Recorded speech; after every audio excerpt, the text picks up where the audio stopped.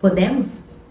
Como que eu descobri o meu TDAH aos 37 anos? É possível isso? Também vou contar como que eu vivi até hoje com essa questão. Bom, o interessante sobre o TDAH é que muita gente brinca que tem por conta de esquecimento, por ficar um pouco hiperativo e etc e tal, e eu era uma dessas pessoas que eu brincava o tempo inteiro, que eu tinha. Inclusive eu encasquetava com meu marido de que ele tem. Eu ainda acredito que ele tem, mas cada um com suas coisas, né? Enfim. Bom, a questão do TDAH, gente, é que você não pega o TDAH e você não vira TDAH depois de adulto. É uma condição de uma formação cerebral. É como se é na parte frontal, né, que é responsável pela inteligência, pela nossa responsabilidade, é o que nos deixa diferentes dos animais, é a parte frontal do cérebro. E é como se o filtro que chega a informação nessa parte, que vai passar para a parte de trás do cérebro, para as outras partes, que vai mandar a mensagem, é como se o filtro ele fosse uma tela muito grande, ou seja, passa muita coisa. Inclusive, dependendo do nível do TDAH, não tem nem o filtro, ele sai passando, sabe? Então, não é uma coisa que você pega, que você se torna. Ou o cérebro é assim ou não é. Como é que faz para esse cérebro ficar assim, Marcelo? Genético, tá? Nasce com a pessoa. Até hoje, a gente não tem estudos que comprovem o que pode ser feito numa gestação para não acontecer isso com o cérebro. Não tem nada científico batendo o martelo. Obviamente que é muito importante que a mãe esteja bem nutrida, com os exames em dia, etc e tal, tá?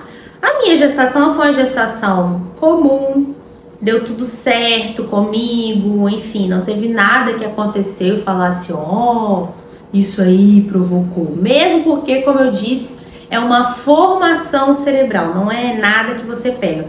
Inclusive, esses dias eu vi um anúncio muito apelativo no meu Instagram, que a nutricionista, pegou uma embalagem do Todinho e escreveu TDAH, bebida TDAH. E no texto embaixo ela falava que o excesso de açúcar pode provocar TDAH nas crianças. Olha, é a maior mentira que você pode ouvir. O que vai provocar TDAH numa pessoa é o cérebro dela. Não tem pra onde. O que ela podia ter explicado é que o excesso de açúcar piora os sintomas do TDAH. Isso é comprovado. Depois que eu comecei a diminuir o açúcar na minha vida, eu comecei a me sentir bem. Só que isso é ruim para todo mundo. Então, uma coisa que já existe é piorada, mas você se encher de açúcar tendo um cérebro típico, tendo um cérebro normal, também vai te fazer mal, tá? Então, como muita gente está falando, né, que tá na moda o TDAH e etc e tal, mas eu vou te explicar que não é moda, os profissionais eles aproveitam disso aí para poder estar na mídia, para poder ter uma especialização, sei lá. Só sei que a gente tem que tomar muito cuidado com uma coisa que é simples, não virar um terror, principalmente para as mães, né? Porque a gente já se cobra tanto. Ai, será que eu tô expondo meu filho a ter TDAH? Não tem como, tá bom? Então vamos ao meu caso. É importante pra gente diagnosticar o TDAH na idade que for. Fiquei esperando sua xícara fazer barulho. João tá tomando café. Voltando aqui, a xícara me desconcentrou. TDAH se desconcentra com muita coisa. É muito fácil da gente se perder. Não. Enfim, voltando. Para diagnosticar o TDAH em qualquer idade que for, a gente precisa que tenha aparecido sintomas até os 12 anos de idade, porque isso indica que realmente pode haver ali o TDAH. Se a pessoa apresentou sintomas depois da vida adulta, a gente já caminha para outras patologias, outras questões, enfim. Como eu bato muito na tecla da gente se conhecer, eu entrei num processo de profundo autoconhecimento. E chegou um momento, há muito tempo atrás, que eu percebi que eu não era nada típica, que eu não era nada parecido com o que eu encontrava nos livros ou nos relatos dos meus colegas. Só que, não sei se é porque eu sou psicóloga, provavelmente sim, eu protelei esse diagnóstico por muitos anos. E por muito tempo ele sumiu da minha cabeça, eu consegui fingir que ele não existia. Inclusive é uma habilidade do TDAH fingir que alguma coisa não existe, porque a nossa memória ela não é aquela memória cíclica que vai dando, ai que saudade de fulano, ai não sei o quê. O cérebro ele é muito fluido e como tem muita informação indo, voltando o tempo inteiro, o tempo passa e a gente não percebe. Então por muito tempo eu joguei isso pra frente, sabe? Na minha infância, vamos pelo começo, eu era uma menina muito hiperativa. Inclusive, alguns médicos já tinham falado isso pra minha mãe. Só que nos anos 90, gente, imagina, uma criança na escola com um diagnóstico de hiperatividade, principalmente aqui onde eu moro, no Espírito Santo, em Vila Velha. Eu estudei em escola pública, eu estudei em escola de bairro. Qual o preparo que essas escolas teriam para lidar comigo? A minha mãe, como profissional da educação, ela sabia que não ia me fazer bem eu ter esse diagnóstico. Então ela simplesmente foi lidando com a filha dela do jeito que ela podia. Inclusive, quem me alfabetizou foi a minha mãe, porque na sala de aula eu não conseguia prestar atenção em simplesmente nada. Eu tenho assim uma lembrança muito forte, porque me assustou muito. Eu tava no pré-2, 1991, sou vintage, e a professora tava lá ensinando alguma coisa. Geralmente a alfabetização, né, A, E, I, O, U, Babebe, Bobu, essas coisas. E eu lembro que eu viajei no céu, assim, que tava passando uns urubu, que eu achava que era passarinho, preto, bonito, né? E os urubu voando, e eu olhando aquilo ali, eu falava, nossa, aqueles passarinhos de tarde estão brincando, e eu aqui dentro fazendo não sei o que. Daqui a pouco eu só escuto o mãozão da professora, pá, na minha mesa. Presta atenção, menina, você não presta atenção em nada, e não sei o que, você acha que eu sou uma palhaça? Eu acho que a minha professora do pré-2, ela tinha muito desequilíbrio emocional, porque eu lembro também de dias dela ficar na mesa dela lá chorando e a diretora tirar ela da sala e aparecer uma outra professora para dar desenho pra gente pintar. Enfim, era esse o tratamento na escola. Então ela dava esses tapão na minha mesa e eu lembro, falei, gente, eu me sentia assim, cara, mas eu não, como é que eu cheguei nisso? Eu concordava que eu não tava prestando atenção. Eu queria prestar atenção, eu começava prestando atenção, daqui a pouco eu tava pendurada em alguma coisa. Inclusive meu apelido era Maria Macaquinha. De tanto que eu não conseguia ficar parada. Eu não conseguia ficar parada e não era a minha intenção pegar, deixa eu sacanear a professora aqui, eu vou brincar. Quando eu via já tinha acontecido. A mente já tinha ido. Porque combinado ao TDAH era um cérebro em formação, que até os 25 anos de idade nosso cérebro ele não tá maduro, ele não tá pronto. Então imagina uma menina ali de 6 anos, o cérebro ali em formação, primeiro contato com a escola, foi tudo muito traumático para mim, né? Eu odiava a escola, mas mesmo assim eu ia e eu tirava boas notas, graças à minha mãe que estudava comigo em casa. Era tenso? Era muito tenso. Eu lembro que minha mão suava e eu ia escrever e como eu demorava porque eu achava chato, o caderno ele chegava a ficar molhado. De tanto que eu demorava a escrever, combinado com o suor da minha mão. E essa foi a minha infância, né? Eu fiz aulas de piano, eu via que eu não conseguia progredir tanto quanto minhas coleguinhas. Eu comecei a progredir quando eu comecei a ir sozinha para a sala de piano da igreja. Aí eu conseguia ir com as músicas sem a professora do lado, sem ninguém, no meu ritmo. E eu ficava muito tempo na sala de piano. E as pessoas achavam, nossa, ela fica horas estudando. Na verdade eu ficava minutos.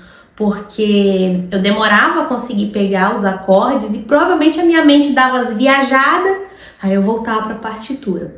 Então, nesse momento eu descobri que quando eu estudava sozinha, eu conseguia fluir. E esse foi meu jeito de viver a minha vida acadêmica. Eu estava em sala de aula porque tinha que estar, mas eu sempre aprendia sozinha. Eu fiz escola técnica na época que era Cefetes e era esse modelo. Teve ano que a aula era de manhã, eu ia de tarde para a biblioteca passar a matéria que teve para eu não passar vergonha. Não é porque eu queria ser dedicada, estudiosa, não. Eu não queria passar vergonha. Então eu pegava o livro didático, lia, estudava, ia para a sala de aula. Quando o professor falava, eu já tinha noção do que ele estava falando. Ele não me ensinava nada novo, ele complementava o que eu já tinha ensinado. E assim foi. E antes da prova também, aqueles resumos todo colorido eu fazia. Eu lia, relia, despejava tudo na prova. E um monte de coisa, bobear, eu nem lembro até hoje. Umas coisas eu lembro porque era interessante. Uma característica da TDAH é essa. O que é interessante a gente consegue absorver. O que não é, se esvai. Na faculdade não foi diferente. Nisso, né, minha adolescência, muito conflito com os pais, eu não me sentia encaixada em nada, eu não achava a minha turma, eu não conseguia fazer amigos que durassem assim, porque se alguma coisa me incomodava era sempre de imediato. O TDAH ele é muito imediatista. Eu tô falando aqui as minhas características, gente, mas alguns TDAHs não vão ter, porque são tantos sintomas que acaba que é múltiplo. Cada um vai ter um conjunto, então eu tô falando da minha experiência, tá? E eu não conseguia manter essas amizades por muito tempo. E as pessoas achavam que eu era que não me importava com as pessoas, eu via isso. As minhas amigas de faculdade, elas queriam mesmo ser as minhas amigas. Porque dependesse de mim alimentar aquela amizade, era muito complexo, né? A gente se fala até hoje e tal, mas aquelas amizades de escola, aquela coisa era muito solto. E junto a isso também tinha que eu trocava muito de escola, né? Todo ano eu tava numa escola diferente, eu tinha que refazer as amizades e pra mim não era problema nenhum. Aliás, eu sempre adorei novidade, como um cérebro imaturo ama. Então na faculdade eu fiz psicologia à noite, mas eu brinco que eu fiz à tarde. Porque eu era aquela que lia todos os textos, tudo antes do professor ensinar, para eu ter o que perguntar pro professor, anotava. Ou seja, foi um negócio extremamente mecânico, mas que na sala de aula eu não aprendia nada. Novamente, para não passar vergonha.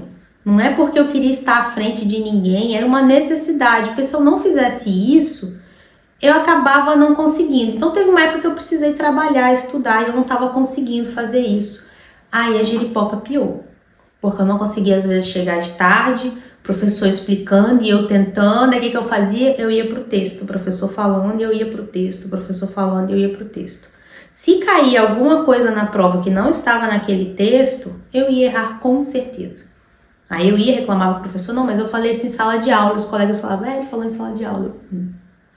Depois eu descobri um método de ir anotando, que eu até consegui estar presente em sala de aula, mas eu arrumava 1000 coisas pra fazer na sala. Eu fazia unha, eu desenhava, para aquele tempo poder passar.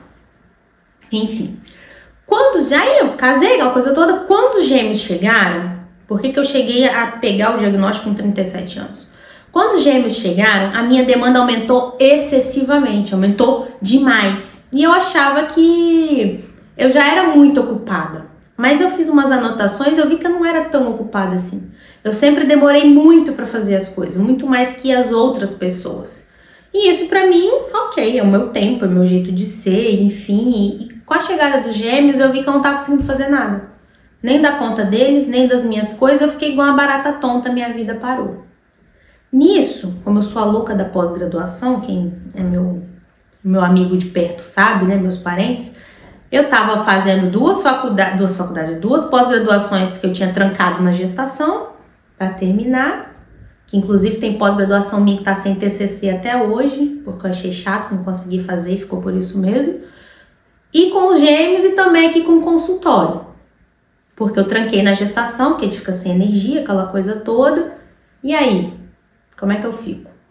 Peguei e reabri uma pós-graduação de psicodiagnóstico. Nessa pós-graduação, a gente faz os testes psicológicos, e eu corrigi os meus testes, mas eu corrigi os meus testes, tipo, beleza. Enfim, sempre fui desatenta mesmo, deu coisa no negócio de atenção e tal. A minha professora, minha orientadora maravilhosa, o que ela fez? Ela pegou os meus resultados, entregou pra mim, sem falar que eram meus, e falou assim, Marcela, eu preciso que você faça um laudo desse aqui, você não vai fazer do seu, você vai fazer desses resultados aqui pra mim. E eu fiz o laudo, falei, professora, esse paciente que com certeza tem TDAH. Olha esse resultado, olha o que ela relatou, só que os relatos eram anotações dela, né? Olha tal. Então, sabe o nome do paciente? Marcele Paganini. Ai, meu, ela é. Aí ela me contou várias coisas que ela observou em mim e tal, e como nós somos psicólogas, a gente quer, não, mas isso é devido a isso é devido àquilo. Eu peguei, durante 15 dias e fiz uma anotação, gente, tá aqui no meu celular que não me deixa mentir, de 58 sintomas que eu sentia. E levei pra minha médica. E eu li um por um pra ela. Ó, vou citar alguns. Eu começava hobbies e comprava material e parece que nunca tinha tempo, ou quando tinha tempo aquilo não fazia sentido e eu acabava fazendo nada. Eu odeio o cinema porque eu não posso fazer mais nada, como mexer no celular ou bordar, como eu faço em casa quando tô assistindo televisão. Mas o que? Eu não sei se dizer se fico bem ou mal com coisas novas no meu corpo, como roupas e acessórios. Muitas coisas, muitas coisas. Aliás, se quiser que eu fale mais de 58, me fala aqui, senão o vídeo vai ficar muito longo. E eu levei esses sintomas pra médica, ela pegou junto com o meu próprio laudo que eu escrevi, e realmente a gente bateu o martelo de TDAH. Eu demorei um tempo pra aceitar, eu chorei bastante porque as pessoas falam que é moda e etc e tal. Você saber que o seu cérebro ele não é um cérebro típico é muito complicado, principalmente aos 37 anos e principalmente depois de estudar tanto sobre esses assuntos. Eu demorei muito para aceitar o meu diagnóstico, mas eu percebi que eu precisava fazer alguma coisa em relação àquilo. O jeito que eu consegui viver até então não comportava mais agora que eu recebi o papel de mãe de 2 ainda por cima ao mesmo tempo. Então eu fui encarar isso aí. Contei pro meu psicólogo, ele já desconfiava, mas o tipo de abordagem dele não é de falar, né, botar dedo na cara assim e tal, ele, né, manejou. E também comecei a tomar medicação a contragosto, que o psicólogo tem preconceito com medicação, mas eu vi que foi a melhor coisa que aconteceu na minha vida. O meu cérebro, ele funciona melhor, eu consigo ter início, meio e fim das coisas, não é que ele ajustou a minha vida, ele me deu uma visão. Era aquele filtro que faltava, né? E é uma medicação que super deu certo pra mim. E eu acredito que, como eu fiz todo o processo de trás pra frente, ao invés de começar com a medicação foi a última coisa, ela entrou como uma cereja do bolo. E o que que me ajudou? Ter rotina, fazer terapia. Eu fiz vários cursos, várias coisas de organização, porque é uma característica muito forte do TDAH, a desorganização. A gente deixa o copo ali, alguma coisa chama atenção, a gente vai fazendo. E o meu estilo de vida, que mudou bastante de 2018 para cá. Eu me exercito diariamente, eu como melhor do que eu comia. Então tudo isso me ajudou.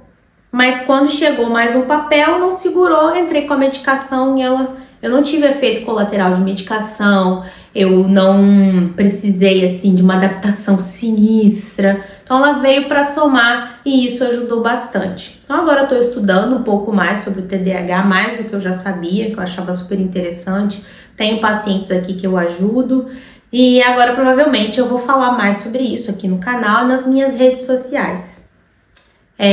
Eu quis contar hoje só sobre o meu caminho, a minha experiência, eu espero que tenha agregado para você. E se você quiser saber alguma coisa específica a respeito disso, tiver alguma dúvida, deixa aqui nos comentários ou me procura nas minhas principais redes sociais. Também vou pedir para você deixar um like para ajudar, né, dar um biscoitinho aí pra pessoa. E é isso, obrigada por ter assistido até aqui, um beijo e até o próximo vídeo. Tchau, tchau!